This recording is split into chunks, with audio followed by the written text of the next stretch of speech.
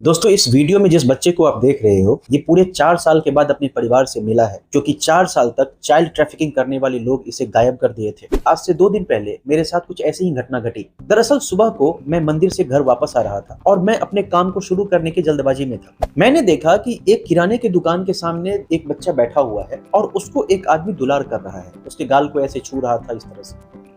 काफी सारे लोग वहां से गुजर रहे थे, किसी का भी ध्यान उनके ऊपर नहीं था। लेकिन मेरा ध्यान जब उस इंसान के चेहरे पर गया तो मुझे भीतर से एक आवाज आई कि कुछ गड़बड़ है। लेकिन फिर मेरे दिमाग में ये बात आई कि मुझे इससे क्या मतलब, चलो अपने काम पे निकलते हैं। मैं मुश्किल से कुछ फीट गया होऊंगा कि मेरे दिमाग में एक बात आई कि यार, अगर इस बच्चे के साथ आज कुछ हो जाता है तो इसका एक जिम्मेवार तो मैं भी होऊंगा, क्योंकि उतने सारे लोगों को वो बच्चा दिखाई नहीं दिया, सिर्फ मुझे ही वो बच्चा दिखा है।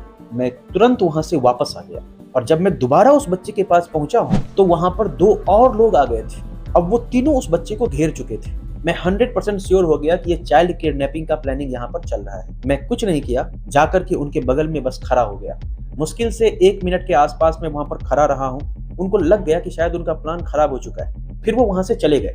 जब वो वहां से गए हैं तब भी मैं वहीं पर खड़ा रहा हूं। जब तक वो बच्चा वहां से उठ करके अपने घर में नहीं घुस गया तब तक मैं वहां पर खड़ा रहा। ये पूरी कहानी मैंने आपको इसीलिए सुनाया है क्योंकि मेरे ही भीतर 2 तरह का इंसान था उस दिन। पहला इंसान मुझे बोल रहा था कि तुम अपने काम पर चलो, तुम्हें क्या मतलब है इन सब चीजों से। और दूसरा इंसान था जिसने मुझे कहा कि ये तुम्हारी सामाजिक जिम्मेदारी है। पता है, हमारे समाज में आज अधिकांश समस्याएं इसीलिए है क्योंकि मेरे भीतर रहने वाला जो वो पहले तरह का आलोक है, वैसे लोगों की संख्या समाज में बहुत अधिक हो चुकी है। अगर उस दूसरे आलोक जैसे लोगों की संख्या समाज में बढ़ जाए तो हमारे समाज की अधिकांश समस्याएं तो अपने आप खत्म हो जाएंगी।